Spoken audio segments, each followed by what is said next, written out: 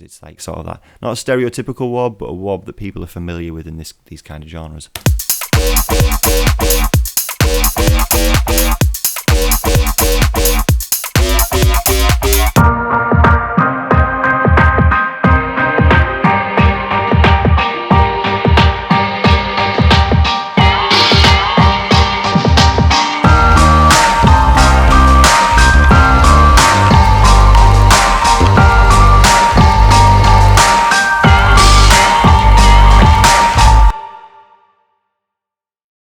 Hi guys, I'm SKETI, welcome back to a new tutorial. This time we're going to focus on making another bass in Serum, not like the Reese, but a different one that can fit in genres like dubstep, drum and bass, bass house music and breaks music.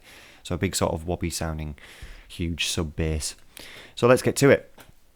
Right, the first thing I've done is, because I was experimenting earlier making the bass, I'm going to start from scratch. So I made a bass group and a drums group and also a muted side kick channel, which is like the side chain for the compressor on this bass, and this allows me to have the bass and the drums mixed quite tightly together. So every time there's a kick or a snare hit, because as we're starting with is drum and bass, it ducks the bass out a little bit. So if you hear it ducking every now and again, it's because of that. Now we've got a blank Serum to start with, and as we load it up, it always starts with the saw wave, like so, and you might hear it ducking in slightly, ducking in and out because of that side chain there, but it won't affect the sound too much. It's just for when the drums come in. So we're going to start with an analog BD sine, which this is one of the waveforms that comes with Serum when you buy it. And we're going to go into the wavetable designer, which is just an infinitely cool thing. Is you can do so much with it. You can create your own waveforms, have them morph over time with spectral and crossfade changes, process them, and actually create your own with algorithms and so on and so forth, different formulas. But what we're going to use this for is just go into multis and use the squarify processing. And what that does is it just leaves all of the even harmonics. And in genres like dubstep and drum and bass, that square wave sound is quite popular. So even though this is still a sine wave sort of signal, it only has the even harmonics in, especially when it goes into the more complex here. So it's only keeping the even harmonics. So we're going to come back out of that. And we're also going to drop it an octave, because at F1, that's what I've written my bass line at. And also I want this sub to be at the correct octave. So if we listen to it now. Now if you're on a small speaker, you might not be able to hear that, so obviously headphones are a big speaker for this kind of music.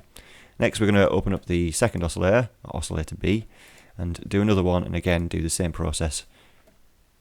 That same analog BD sine, multis, squarify, just so we keep the even harmonics.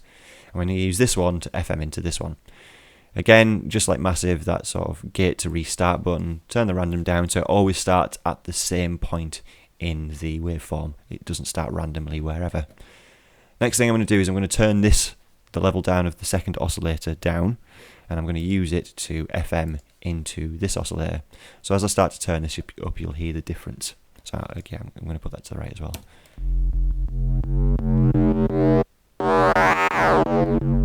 So this one is frequency modulating this oscillator here. The next thing, I'll just add in a bit of sub with this oscillator here, and I've found I actually prefer it's sort of more of an analog. If an analog synthesizer was to produce a sine wave with some slight harmonics in there, because this is very clean. This one adds in a little bit of, it's almost like it's been clipped slightly, going into a square wave if you like. Now the next thing I'm going to do as I keep working on this, and this is recommended, is I turn the master level down just below halfway, and then I go to the compressor and I go to multiband and I turn this up, because this, I know what sound I'm going for straight away, but it just means that it doesn't matter how much I push this synth, how hard I push it, it'll never clip, and we can actually get some unique tonalities by accident by doing this. So it's almost setting up the signal chain straight away. Now the next thing I'm going to do is I'm going to add some noise as well. So if we just turn all of these off and just listen to the noise by itself, if I just play a note, what I'm going to do is I'm going to change this, because this is a noise form that I like quite a lot, is the J106 chorus. And this is going to be used just to add in a little bit more top end when we start to process it more in future. And I'm just going to turn this all the way down. And that's what that sounds like. And also I'm going to pitch this up a little bit. But I'm going to keep that down because I'm going to modulate this later on so it can come in with the others, the other oscillators when it's needed. And a weird thing that my mouse does is it sometimes double clicks unnecessarily. There we go, right. And the last thing I'm going to do, which is similar to the Reese one, is I'm just going to use sync no window, and this is going to be used for modulation as well, because we're actually going to include some macros in this time as well. So the main modulation tool we're going to use is this LFO here. And this is something that's quite useful to do as well, because this is going to cause modulation with lots of different things that I'm going to cause it to affect. But instead of just having simple waveforms, if you double click you can create points, and then you can start creating unique waveforms, which is quite useful. So it adds a unique shape. So for example, that is quite similar to what I had before, but now it's my own version of it, which this allows you to create unique sound over time instead of just having those simple waveforms. And the cool thing with this as well is you can actually save it if you click here and then save shape. So if I do that actually and go to user, new envelope I'll call that, so I can recall that at a later date if I wanted to use that again. Now I'm going to have this every time I trigger a note, it starts it from the beginning, because if it's turned off, it depends on where the quarter note is in the bar, and it could trigger from here or here and so on and so forth. So I want this to trigger right at the beginning every single time. And now I'm going to start applying this to different things that I want it to be used on. So the first thing I'm going to have it applied to is this FM from B, and it's only going to do it a little bit, not a lot, just a little bit, so like this. And again we can listen back through to this. Yeah, and that's quite cool. I'm just comparing it to the one I did earlier, so yeah, it needs to go down a little bit. But again, all of these modulation things, this is where you should be using your ears, listening to it so you get it to what you want it to sound like. And I'm also going to apply a little bit to the sync, because this is going to be used later on with one of the macros. And you can actually hear it, see it actually moving the waveform a little bit every time I press a note down. Now the next thing I'm going to do is I'm going to use it on the level of the J106 chorus noise. And again, this isn't going to be a lot, it's just there to bring in a little bit more top end. Just to add a little bit more interesting sound to what I've produced. And now the other thing is, I noticed as I was going further through this, is the sub needed to be a little bit more controlled. So I'm going to bring this down and again apply the LFO to it. Now what I'm doing here is I'm pretty much just applying one LFO to every single modulation, and this is a really useful thing to do, because if you have too many of these, now I'm not saying you can't, because you can obviously go quite creative with this, but if you have one thing controlling many, you just have to go to the one thing to change it, and it stops you from getting into issues with timing, where this might be a crotchet and the other one might be a dotted crotchet if you used LFO2, and it can sort of cause timing issues if you have them triggering at the same time. But again, it's not saying that you can't. You could be using that for creative tools, but if you just want something easy to use, it's always good to just focus on one LFO for now. And the next thing I'm going to do is a filter, and I think, yeah, I kept this as the MG Low 12. And this is just to add a little bit more movement in again. So I'm going to turn this down to where it was, yeah, about there. And then apply some modulation with the LFO. And if we listen to it now, now at the moment, the noise isn't going through that filter, so I'm just going to turn the noise button on, like so. Turn the fat up because it adds a little bit of grittiness that I like, it just pushes that volume a bit. And also a bit of drive. And turn the resonance up a bit more so it gives more of a peak as it sweeps. Fantastic. So the next thing that I want to do, first obviously I need this to be in mono because it's a bass, and I'm actually going to apply a little bit of always on portamento glide. So you can hear it quickly sweeps up instead of just being at the next note. And the next thing I'm going to do is I'm going to use the envelope to add a little bit of a sort of sweep down, like you would, like if you saw my kick and snare tutorial, that's sort of from 12 semitones up and straight down to the fundamental. And this is going to be really fast, so turn that down, and I'm just going to double click and type in 30, which is 30 milliseconds, which is very short. It means it starts high and goes straight down to the fundamental. And if I go into the matrix here, and I click on envelope 2, and then apply that to your master tune in the global, and now I can just start turning that up. It just adds a little bit of a transient click at the beginning, so it makes that bass note a little bit more powerful. And again, you want it having only the one arrow, because if it's bi-directional, it'll sweep. It'll go past them. So imagine the midpoint is the fundamental. It'll go below the fundamental as an opposite, like a reflection of where this point is at. So always keep it at the single direction arrow. Then the next thing we do is we can start focusing on the effects. So first thing I'm going to do is I'm going to apply some distortion, and this time I'm going to use soft clip, which I think soft clip works really nicely with sine waves. It again sort of like adds to that squarifyingness I did when I went into the waveform editor. And I'm going to apply an LFO to that. And if I just go into the other one and check the effects, yeah, so that's just above the midpoint, like so. And if we listen now, as you can hear, it's added that distortion. But now I don't want it to be fully distorted, so I'm going to actually change the mix.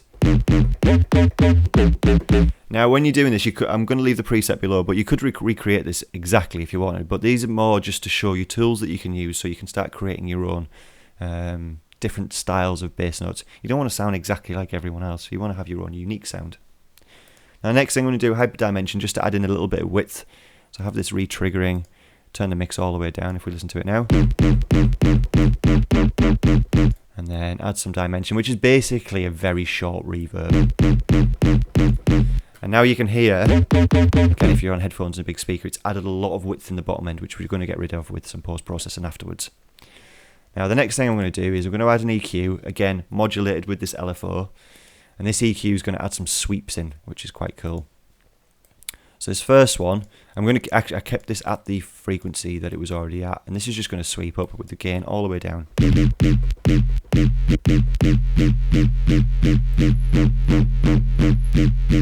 And that's just tightened up the bottom end, and then I'm going to have another one that sweeps down from above. And if I turn that to that and turn the gain up, I'm just going to check on the old one where that started from. Yeah, I turned it down frequency just a little bit. I'm just going to check the frequency of the other one. 1082 Hertz. Now this is very precise to the bass that I made earlier, but again, obviously depending on the waveform that you use, you need to obviously decide with your ears if it sounds good or not. Don't just rely on your eyes on what you're seeing. Fantastic.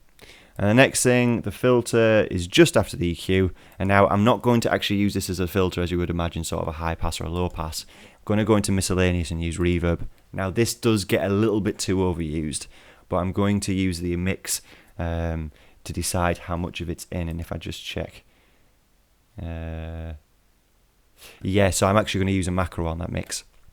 But first of all, we want to listen to it. If you listen to it now, obviously it's added a lot of different sounding tonalities in there.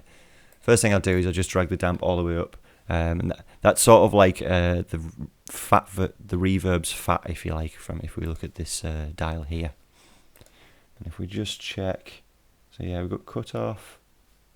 Now this is very, very slight in what it does. Actually, nah, I remember what I did now, yeah. So this cutoff is going to be affected by a macro, but I'm going to leave that for now. I'm just going to put it at the position that I did with the last one. And then also the resonance was turned up a little bit as well, and also the drive. Now again, it seems like I'm doing this quite fast, but I made this bass earlier on, so I'm just recreating it. And then actually this LFO goes to the mix, because one thing that I noticed if you listen now, it's got a lot, there's too many sort of resonant overtones and stuff, so I want this to actually sweep out over time. So it starts fully on and then goes away. And then comes back in. Cool. So now the next thing that I'm going to add is just a little bit of reverb on the end. I'm going to use plate this time. Keep the size pretty much where it is. Pre-delay all the way down so the reverb hits when the bass note hits. Turn the low cut up so basically it gets rid of any reverb in the low end. Keep the high cut where it is. And then damp and width all the way up, because I've noticed with this sound it's very metallic, and if you have too many top end frequencies in a reverb with metallic, it can add issues to your mix, especially if it's being mixed against hi-hats, leads, vocals, so on and so forth. And I'm going to pretty much keep the mix where it is. All that is just to add a little bit of extra top end in. Not top end, just a little bit more, when the sound's not there, there's a little bit of a tail just in the background. Fantastic. And then the phaser I'm going to add, like I did with the respace in Serum, turn the rate all the way down and then use the frequency to sort of add in a sweep, but I'm going to apply this with a slower LFO. So this is going to sweep over time, and this adds a little bit more nuance, which is quite cool. And I'm actually going to keep this in off mode, so it basically operates to the bars rather than the note being triggered. And this is going to be over the space of 4 bars. And I applied this to the frequency. And I'm actually going to have it with the central point in the middle, like so, so it sweeps either direction. And I'm also going to turn the fuzz all the way down to 0, so it's pretty much smack bang in the middle, so it's not causing like huge stereo width issues. And then the next thing I'm going to do is, if I just look in the old one, yeah, I'm just going to turn the mix all the way down because I want that to be brought in with a macro. So I don't want it always to be there. I want to decide when I want it to bring it to be brought in. So the next thing, let me just check the numbers. 1, 9, yep. And that's pretty much everything up. So now it's on to the macros. So if we look here, the first macro that I applied was for the reverb filter, and that was for the cutoff. And again, this isn't actually that much being altered. If I just click on the other one, yeah, it's very, very slight, because this reverb actually causes some sort of resonant frequencies in the background. So now when I sweep this macro, when I play it, imagine it as sort of a micro tonality change where it's just very slight, but it gives you a little bit more nuance instead of the bass sounding exactly the same. So if you apply some automation to this macro, you can have you know where the bass sound is rooted in, but it sounds slightly different, which is quite useful. The next thing is, if I go back to this page, I'm going to have the filter cutoff modulated with this macro. And actually it's really good, so if you just click, you can actually name these as well, cut off, which is really useful, because if you just have macro 1, 2, 3 and 4, you often forget which one you're actually changing. And this just is going to go all the way to the top, so I can have it either all the way, which again is another useful tool to use, where you can sort of change the sound over time with automation. Now the next thing, going back to the sync, which I explained earlier on, this is just so I can basically change the sound. So if I get into, say, a B section of a drop, I can use the same bass, but it sounds remarkably different. Fantastic. And call that sync. And then the last one I'm going to add is the phaser mix. So I remember I turned the phaser all the way down. Just going to apply that phaser, and let's just check how much it was. Yeah, so it's only going just above halfway, because if the phaser is fully on, it's completely overridden the sound. So again, and then you can hear that sweep in the background as well over 4 bars. So what we're going to do now is we're going to check it against the drum pattern to see if it sounds decent. So let's just play that back, turn the drums back on.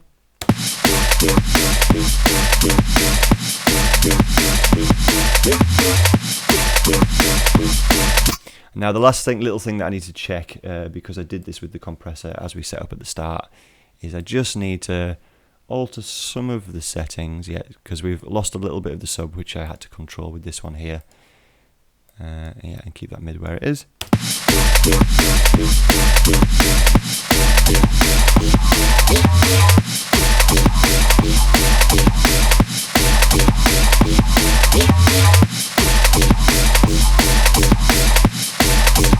Cool. And I also, let's just check this against the original one, because I haven't actually gone in and copied every single number exactly except for a few. Let's hear what the other one sounded like that I started from. Yeah, so there is a slight difference there. It starts a lot faster, but obviously there, just by trying to recreate it, I've actually created a different bass sound, so now I could use these as 2 different presets. And just to show that one, it's very similar, as you'll be able to see if we compare the 2 together. So this is the one we've just made, and this is the other one. As you can see, there's very similar things that we've applied, -1. Now, that's the reason why this one sounds slightly different, is because I forgot about the pitching on this one. So, like I did with the Reese, the pitch on this, because it's FMing, really does affect the sound. So at the moment this one's set to 0 octave, and that's -1.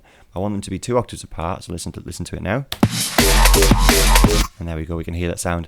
And then this chorus tool, which I really find useful, is obviously 7 would be 7 semitones above the fundamental, but you can make it just slightly off. So 6.84, it's slightly out of tune, but you can add some artifacts into the sound that sound quite cool. Yeah, so we're getting into really unique sounding bass now. There we go. And that was the last thing I'd forgotten to do. So yeah, and also I made a slow bass house loop as well. And as you can see, this is quite, it can cross over into different genres, because it's like sort of that, not a stereotypical WOB, but a WOB that people are familiar with in these kind of genres.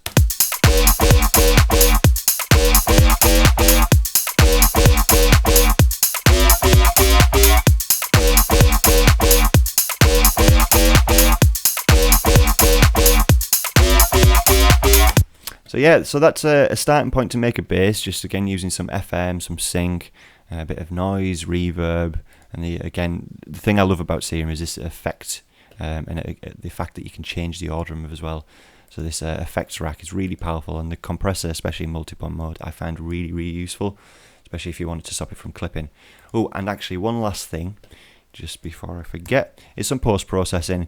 So again, I've done a mid-side EQ just to drop all of the side frequencies out of the low end, so there's no phasing issues. A little bit of saturation just to thicken the sound up again a little bit more, to take it away from that preset-y sound that Serum can often, if you're not careful, it sounds too much like, oh yeah, that's a Serum preset. So this again just glues it with some more distortion. And an EQ8 just to get rid of some of the top end that I don't want, that can be filled in with like leads, hi-hats, vocals, so on and so forth. A dip in the middle just to tighten up the mids, and then a little bit of a boost in the 100 Hz region, and then just a glue compressor to top it all off so it doesn't clip. So we can listen back to that now, and this is what it sounds like.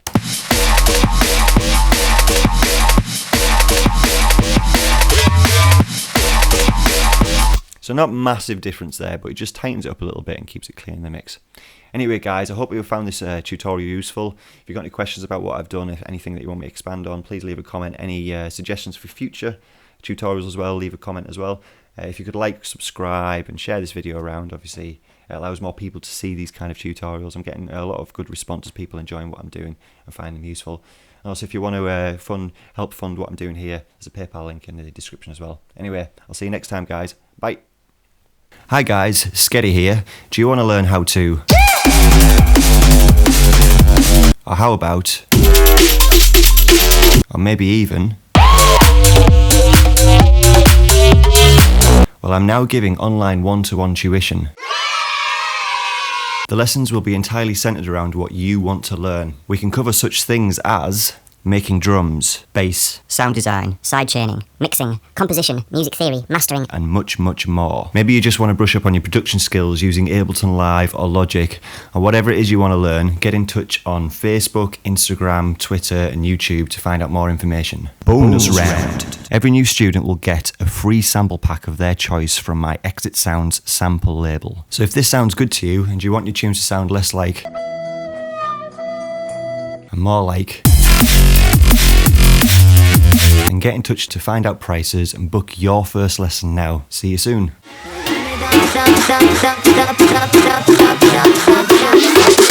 Everybody jump up, come on!